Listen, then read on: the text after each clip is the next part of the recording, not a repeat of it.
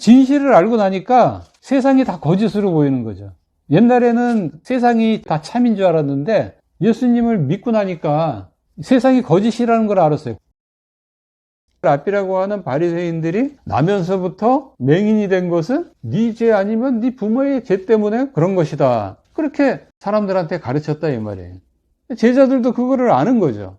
그러니까 이 부분을 한번 확인해 보고 싶었어요. 진짜 그런지. 그래서 질문을 한 거죠.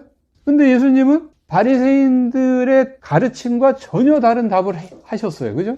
그거는 그 사람의 죄도 아니고 그 부모의 죄도 아니다. 단지 그에게서 하나님이 하시는 일을 나타내고자 하실 뿐이다. 그 나타내시고자 하는 일이 뭔가? 그러니까 맹인을 고쳐준 거죠.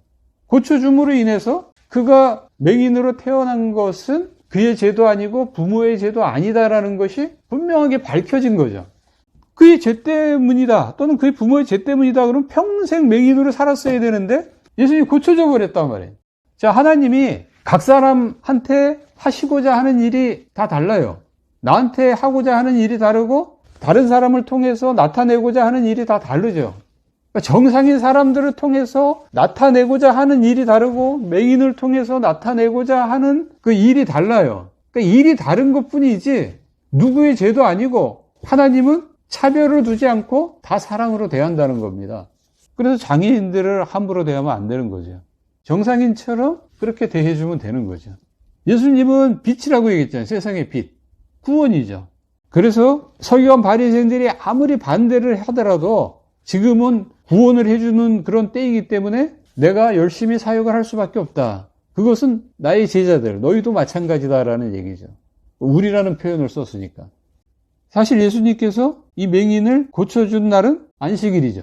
안식일 날 병을 고쳐주면 그 당시 때는 하나님의 율법을 어긴 것으로 가르쳐놨거든요. 그래서 예수는 계명을 어긴 죄인이라는 거죠. 그렇기 때문에 이 사람은 하나님으로부터 온 자가 아니다. 그렇게 단죄를 했어요. 공의원들은 예수님 싫어해요. 심지어 경멸까지 합니다. 그런데 예수님께서 이 맹인을 고쳐줌으로 인해서 많은 사람들이 예수님을 따르게 되잖아요. 그러면 예수님이 혹시라도 그 많은 사람들을 선동해서 로마에 대해서 반란을 일으키면 로마가 군대를 이끌어서 그걸 진압하게 되고 그 반란을 일으킨 책임을 공의원들한테 다 묻는단 말이에요. 왜냐하면 내가 너희들한테 자치권을 줬는데 너희들은 도대체 뭐하고 있었냐. 그러면서 그 권력을 다 뺏는단 말이에요. 자치권을 다 회수하겠죠? 이런 염려를 한단 말이에요. 뒤에 가보면. 그래서 그 당시 때 대제사장 가야바가 그런 얘기를 하죠. 너희들 뭔 걱정을 하느냐. 한 사람이 죽어서 모든 사람을 구원한다는 소리를 너희가 들어보지 못했느냐. 예수를 빨리 처단해라. 이렇게 얘기를 하죠. 그러면 모든 문제가 다 해결된다. 공의원들은 지레 이제 겁먹고 예수님이 지들처럼 그런 사람인 줄 알고 지들이 악하니까 예수님도 악한 줄 알고 그래서 선입견이 무섭다라는 거예요. 종교, 정치, 사상이 그래서 무섭다는 겁니다.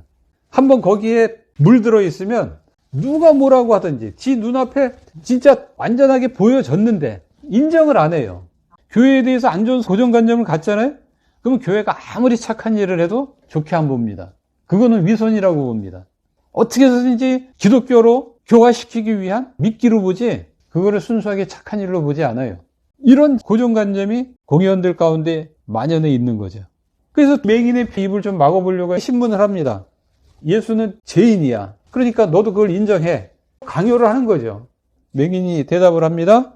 나는 예수님을 죄인으로 인정할 수 없다는 겁니다. 너희들이 사실은 예수님의 제자가 돼야 돼. 너무 확고하니까 공의원들이 이렇게 이야기합니다. 야, 이 XX 같은 놈. 욕하고 너는 그의 제자이나 우리는 모세의 제자라. 그러니까 얼마나 지금 화가 나 있는지 알겠죠. 욕까지 나왔어요. 설득 불가해요. 이 맹인을 설득해서 어떻게 해서든지 예수를 전파하지 못하도록 자꾸 지금 유도를 해 나가는 건데 맹인은 뭐 전혀 설득당할 그런 마음이 없어요. 오히려 설득을 하고 있는 듯한 지금 모습을 보이잖아요. 그러니까 뭐 이제 다 답이 없죠. 이제 뭐 어떻게 해볼 도리가 없어요. 그래서 내쫓았다고 돼 있죠. 그렇지만 위기가 기회라고 이 사람이 오히려 구원을 받게 되죠. 그 39절에 보면 뜻밖의 말이 나왔습니다. 예수님이 이 땅에 오신 것은 구원하러 온 줄 알았는데 심판하러 세상에 왔다. 예수님이 소경 구원한 것을 세상 심판한 것과 연결을 시켜버렸다고요. 마치 노아와 그 식구들을 방주 안으로 불러들여서 구원을 해준 것이 세상에 대해서는 심판을 한 거잖아요. 소경을 구원했다라는 것은 이 소경의 반대, 대척점에 서 있는 자들, 즉 공의원들이 있고 그 공의원들의 말을 따르는 유대인들이 되겠죠. 그 사람들은 이미 심판을 받은 거예요. 그러니까 인생은 몰라요. 끝까지 가봐야 알아요. 그러니까 함부로 판단을 하면 안 되는 거죠. 지금 잘 됐다 그래서 와, 저 사람 많이 복 받았네. 지금 못 됐다 그래서 와, 저 사람 하나님께 죄 지은 거 아니야? 이렇게 쉽게 판단을 하면 안 된다. 복을 받았냐 못 받았느냐는 예수님을 믿고 구원을 받았느냐 못 받았느냐 이걸로 판단을 해야 되는 거죠. 예수님에 대해서 욕하고 기독교에 대해서 욕하는 그런 사람들은 지네들이 이미 심판을 받은 건지도 모른다니까. 불쌍하죠, 어떻게 보면. 그거에 대해서 발끈할 게 아니라 오히려 불쌍해 여겨야지. 공의원들의 죄가 뭐냐? 절도며 강도다 이렇게 얘기했어요.